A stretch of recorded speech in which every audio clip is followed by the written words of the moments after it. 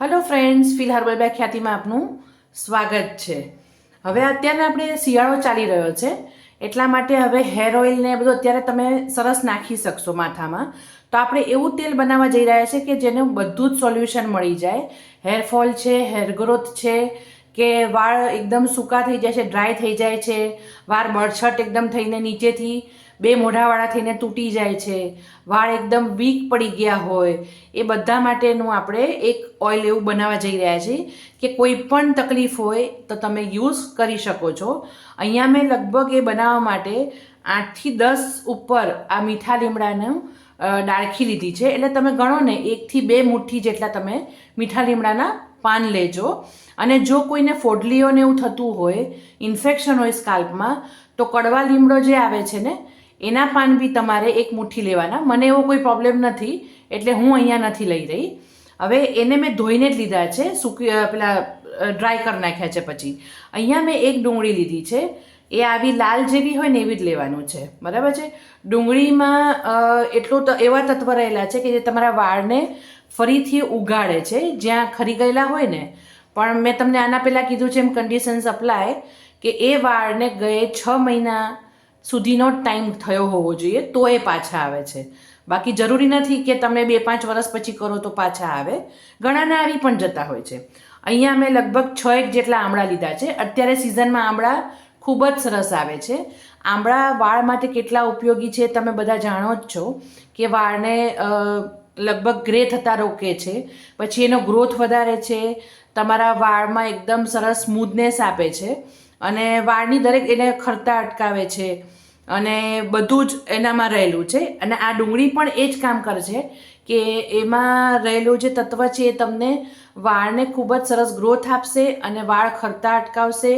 અને મીઠો લીમડો પણ એ જ બધું કામ કરી રહ્યું છે. અહીંયા મેં 2 ચમચી જેવું મેથી દાણા લીધા છે. હવે મેથી દાણા વાળને એકદમ સ્ટ્રોંગ કરે છે સ્કાલ્પથી. જે અડધેથી તૂટી જતા હોય, સ્કાલ્પમાંથી એકદમથી ખરવા માંડે, એના માટે પણ એ ખૂબ ઉપયોગી છે. અહીંયા મેં 2 ચમચી જેવું અળસી, જે મીઠા વગરની આવે છે ને સાદી, એ અળસી લીધી છે. એ અળસીના બીજ લીધા છે. એ વાળને એકદમ સ્મૂથ કરે છે. અહીંયા પછી મેં આ લીધું છે કલોંજી. કલોંજીના જે બીજ છે એ પણ વાળને રીગ્રોથ કરવામાં મદદ કરે છે અને ખૂબ જ સરસ ગ્રોથ કરે છે. એટલે એ આપણે લીધું છે. અહીંયા 1 ચમચી જેવું મેં અજમો લીધો છે. તમને થશે કે આ કેમ મસાલા લીધા એમ, પણ મસાલા એટલા માટે લેવામાં આવ્યા છે કે તમારા સ્કાલ્પમાં એકદમ સ્ટ્રોંગ થાય. હવે અહીંયા મેં 1 ચમચી જેવું મરી લીધા છે, આખા મરી. મરી છે ને આ બધી વસ્તુ ગરમ છે, એટલે વાળના જે મૂળ છે ને એને ગરમ વસ્તુ તમે આપો ને એટલે એકદમથી એના પોર્સ ઓપન થશે અને વાળ સરસ બહાર આવશે એકદમથી. જે ઉગવાના હોય ને એ મરીથી નવા ફોલિકલ્સ આવે છે વાળના. અને ધારો કે એક છિદ્રમાંથી એક વાળ આવતો હોય તો 2-3 પણ ઉગી શકે છે, એટલે ગ્રોથ તમારો સારો થાય. અહીંયા મેં 1 ચમચી જેટલું લવિંગ લીધા છે. લવિંગ પણ એકદમ તાસીરમાં ગરમ છે અને એ પણ તમારા વાળના ગ્રોથ માટે ખૂબ જ ઉપયોગી છે. એટલે આ જેટલી વસ્તુ લીધી છે એનાથી વાળ ખૂબ જ સરસ થશે. અને બીજું કે તમે આને કોઈ પણ સિઝનમાં લગાડી શકો, એવું નથી કે ઉનાળામાં નહીં લગાડી શકો, બરાબર છે. કેમ કે એની અંદર આપણે આમળા બી નાખ્યા છે, પછી મીઠો લીમડો પણ છે, અળસી પણ છે, એટલે બને ત્યાં સુધી વાળને કોઈ એવું તકલીફ નહીં પડે. એટલે આપણે આ બધી વસ્તુ લીધી છે. હવે આ બધી વસ્તુને આપણે જે ડ્રાય મસાલા જે લીધા છે એ બધાને આપણે મિક્સચરમાં ગ્રાઇન્ડ કરી નાખીએ છીએ. અને આમળાને પણ એવી રીતના ગ્રાઇન્ડ કરીને હું સાઈડમાં રાખું છું. અને ડુંગળીને આપણે કાપી લઈએ છીએ. અહીંયા આપણે ગ્રાઇન્ડર જાર લીધું છે, એમાં અજમો, મરી અને લવિંગ એ આપણે નાખી દઈએ છીએ. ડ્રાય જેટલી વસ્તુ છે એ બધી નાખી દઈએ છીએ આપણે અંદર. પછી આ જે કલોંજી, અળસી અને મેથી એ પણ આપણે એની અંદર નાખી દઈએ છીએ. અહીંયા આપણે બધા બીજ લઈ લીધા છે. હવે મેં તમને કીધું તો એમ આ 1 મુઠ્ઠી જેટલા તો થઈ જ ગયા છે, 1 થી 1.5 મુઠ્ઠી. એને પણ આપણે એની અંદર નાખીને ક્રશ કરી નાખવાના છે. એટલે આપણે બધાનો પાવડર એક પેલું થશે, એકદમ સ્મૂથ નથી કરવાનો, ખાલી પલ્સ ઉપર જ ફેરવવાનું છે તમારે. અહીંયા આપણો આનો જો આ પાવડર રેડી થઈ ગયો છે. હવે આપણે આમળાને પણ આવી રીતના જ ક્રશ કરી નાખવાના છે. મેં આ જ ગ્રાઇન્ડર લીધું છે, એની અંદર મેં આવા ટુકડા કરી લીધા હતા આમળાના, અને એને પણ આપણે ગ્રાઇન્ડ કરી લઈએ છીએ.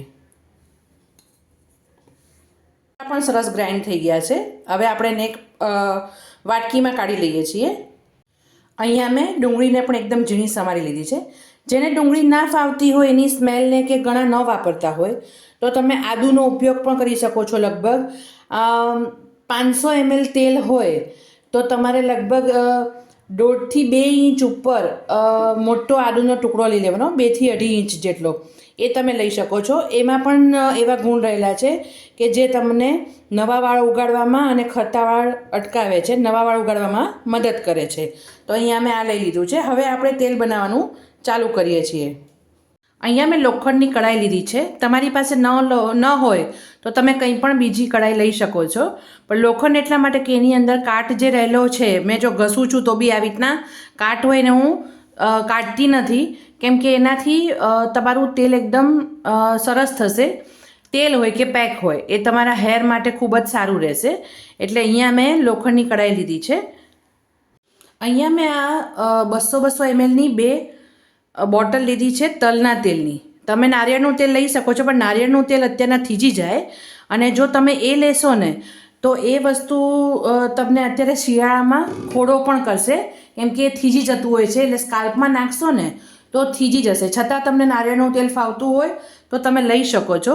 આવી રીતના મેં 200 mlની 2 નાખી દીધી છે, અને ઉપરથી બીજું 50 ml એટલે 450 ml જેટલું હું આ તલનું તેલ નાખીશ.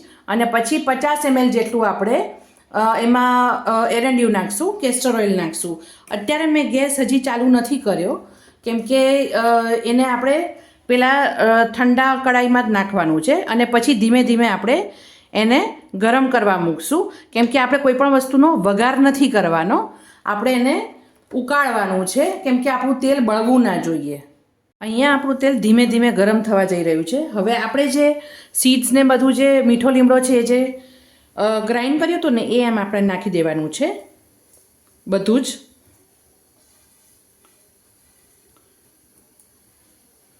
પછી આંબળા પણ અત્યારે જ નાખી દેવાના છે, ક્રશ કરેલા, અને ડુંગળી પણ અત્યારે જ નાખી દેવાની છે. બધું એક સાથે જ આપણે ગરમ કરવાનું છે, આપણે ઉકાળવાનું છે. એ ડુંગળી પણ અત્યારે જ નાખી દેવાની છે. આ તેલ એટલું સરસ બનીને રેડી થશે કે તમે વારંવાર બનાવીને યુઝ કરશો, અને મને 100% ફીડબેક મને આપજો કે કેવું રહ્યું તમને. હવે આને આપણે એકદમ ધીમા તાપે જ કરવાનું છે. બિલકુલ ગેસને ગરમ વધારે એકદમ હાઈ નથી કરવાનો, નહીતર આ બધી વસ્તુ તમારી બળી જશે. ઓઇલ બળી જશે તો તમારા તેલનો કોઈ મતલબ નહીં રહે. તો તમારે એને આવી રીતના, અને કેટલી મિનિટ થશે હું ટોટલ તમને કહીશ, બરાબર છે? અહીંયા આપણા લગભગ તેલને ઉકળતા 15 મિનિટ જેવું થઈ ગયું છે, 15 થી 20 મિનિટ. તમે જોઈ શકો છો કોઈ પણ વસ્તુ બળી નથી. પણ આવી રીતના જ્યારે આંબળાને બધું એકદમ ડાર્ક થઈ જાય એટલે તમારે સમજવાનું કે એ થઈ ગયું છે. બધું ડ્રાય તમને લાગશે જ, એટલે તમને ખબર પડી જ જશે. જો આવી રીતના છે ને, એ તમને આઈડિયા આવી જ જશે.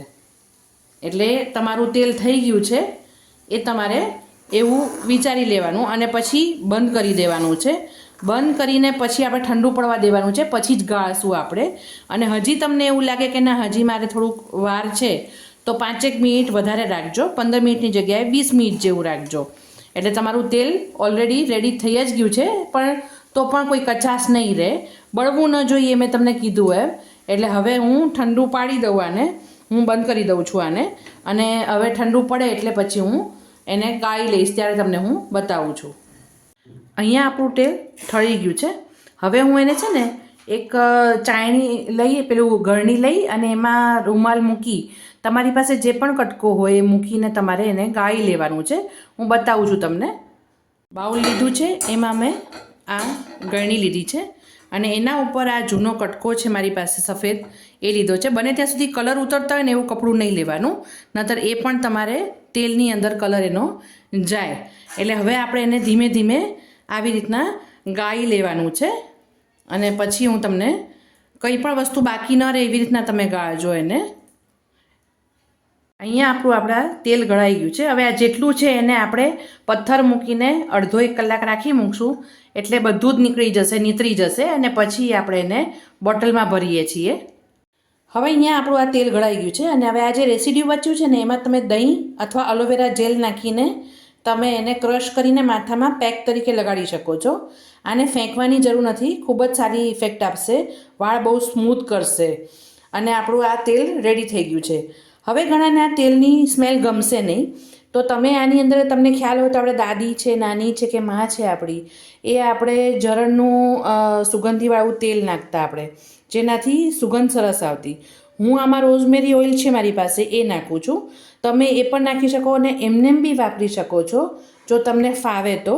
હું તો ઘણી વખત એમનેમ પણ યુઝ કરતી હોઉં છું, પણ આની અંદર હું લગભગ જે તેલ છે લગભગ 450 ml છે, એની અંદર હું હવે કેસ્ટર ઓઇલ ઉમેરીશ. મારી પાસે બ્લેક જમાઇકન કેસ્ટર ઓઇલ છે.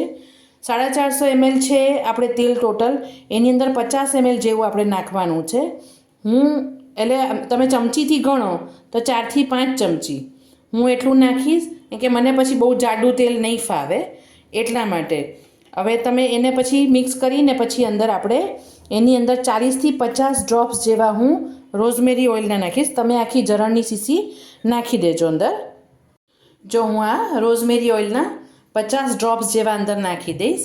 જો કોઈ નાના છોકરાઓને તમે માથામાં નાખવાના હોય તો બહુ ફાવે નહીં, જો એસેન્શિયલ ઓઇલ તો ન નાખતા. અને આમ તો કંઈ એનાથી પ્રોબ્લેમ થતો નથી, પણ ઘણાને સ્ટ્રોંગ સ્મેલ હોય તો ના ગમે, તો આપણે એ રહેવા દેવાનું છે. તો ખાલી જરણ નાખી દેજો. મેં આમાં આવી રીતના નાખી દીધું છે 50 ડ્રોપ્સ જેવું. અહીંયા આપણું તેલ રેડી છે. હવે એને કોઈ પણ કાચની બોટલ કે એમાં તમે ભરીને આરામથી 6 મહિના વરસ તમે યુઝ કરી શકો છો. કલર કેટલો ફાઇન આવ્યો છે જો એનો, એકદમ ગ્રીન જેવો.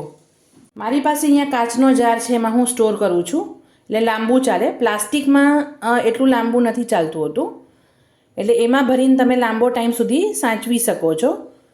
અને જ્યારે નાખવું હોય ત્યારે વાટકીમાં કાઢી અને થોડું નવસેકા પાણીમાં મૂકી અને ગરમ થોડું તેલ થાય ને એવી રીતના કરીને પછી તમે એની મસાજ કરજો. અને મસાજ એકદમ ટેરવાથી ધીમે ધીમે એકદમ ઘસવાનું નથી, જેનાથી તમારા વાળ ઉતરવા માંડે વધારે. આ વાળથી આ એકદમ ઓઇલથી ખૂબ જ ફરક પડશે. અને તમે મને ફીડબેકમાં જરૂરથી જણાવજો કે તમને આનો કેવો અનુભવ રહ્યો. આનાથી બહુ જ ફરક પડે છે. હું લગભગ આને ઘણા ટાઈમથી શિયાળામાં તો ખાસ વાપરતી હોઉં છું. તો ફ્રેન્ડ્સ, આવી જ નવી નવી રેમેડી અને રેસિપીઝ માટે મારી ચેનલને લાઇક કરો, શેર કરો અને સબસ્ક્રાઈબ કરો. Thanks for watching.